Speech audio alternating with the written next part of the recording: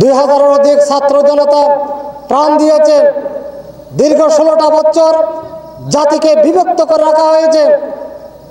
রাজাকার আলবদর স্বাধীনতার পক্ষের শক্তি, স্বাধীনতার বিভক্তির শক্তি, এই কথা বলে তারা জাতিকে শোষণ করেছে, লুটতরাজ করেছে, দেশের টাকা তারা বিদেশে পাচার করেছে, দেশকে তলাবির একটা জুড়িতে পরিণত করেছে। এই অবস্থায় ছাত্র জনতা বৈষম্য দূর করার জন্য, শোষণ মুক্ত একটা সমাজ গঠন করার জন্য তারা রক্ত দিয়েছে।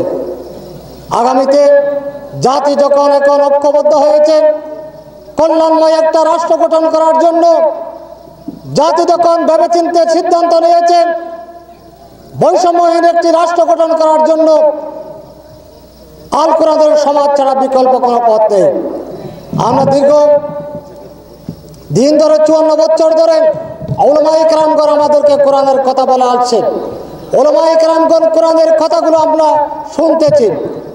উলামায়ে কেরামগণ 5 আগস্ট 2024 নতুন বাংলাদেশ পাওয়ার পর নতুন একটা দেশ গড়ার যে সুযোগ এসেছে, এই সুযোগকে কাজে লাগানোর জন্য উলামায়ে কেরামগণ যখন ঐক্যবদ্ধ হয়েছেন, ইসলাম প্রিয় জনতা যখন ঐক্যবদ্ধ হয়েছেন, আগামীতে যখন এই দেশটাকে কোরআনের দেশ প্রতিষ্ঠার একটা সুবর্ণ সুযোগ হতে যাচ্ছে, এই অবস্থায় আমরা দেখতে পাচ্ছি আবার সেই পরাজিত শক্তি পার্শ্ববর্তী হিন্দুত্ববাদী রাষ্ট্র তারা আবার আমাদের ঐক্যকে, আলেম উলামাকে, জাতিকে পাটল ধরার জন্য অপচেষ্টা চালাচ্ছে। ঠিক কিনা বলেন?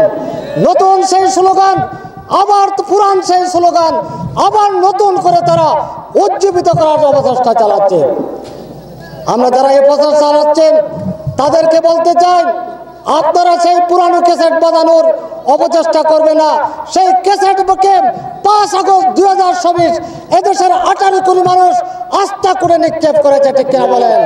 যেই স্লোগান দিয়ে তোমরা জাতিকে বিভক্ত করে রেখেছিলেন, সেই স্লোগানকে জাতীয় স্লোগানে পরিণত করেন তোমাদেরকে চিরদিনের জন্য বাংলাদেশ থেকে বিতাড়িত করেছে। ঠিক কিনা বলেন? এদেশে আবার তোমরা ফিরে আসার যে স্বপ্ন দেখছো, 18 কোটি মানুষ এই স্বপ্ন বাংলাদেশের জমিনে বাস্তবায়িত হতে দেবে না ইনশাআল্লাহ। পরিশেষে আপনাদেরকে রাসূলুল্লাহ সাল্লাল্লাহু আলাইহি ওয়াসাল্লামের একটা হাদিস বলে আমি আমার বক্তব্য শেষ করতে চাই। রাসূল বলেছেন, কুন আলিমান আও মুতাআল্লিমান আও মুস্তামিআন আও মুহিব্বান লাহু ওয়ালা তাকুন রাবিআ। হয় তুমি আলেম হও, না হয় আলেমের ছাত্র হও, না হয় আলেমের কথা শুনো, না হয় আলেমকে ভালোবাসো, চতুর্থ জন তুমি হইও না। তাই আসুন, আলেম উলামা যখন ঐক্যবদ্ধ হয়েছেন, আলেম উলামা ঐক্যবদ্ধ হয়েছেন, আগামীর বাংলাদেশ হবে কোরআনের বাংলাদেশ ইনশাআল্লাহ।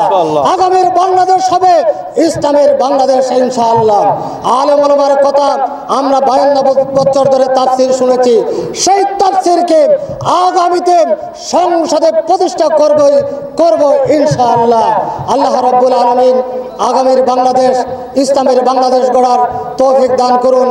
আলেম ওলামা যে ঐক্যবদ্ধ হয়েছে, ঐক্যকে আল্লাহ দৃঢ় করুন, মজবুত করুন। আলেম ওলামার পিছনে আমাদেরকে তাকার তৌফিক দান করুন। ওয়া মা তৌফিক ইল্লা বিল্লাহ।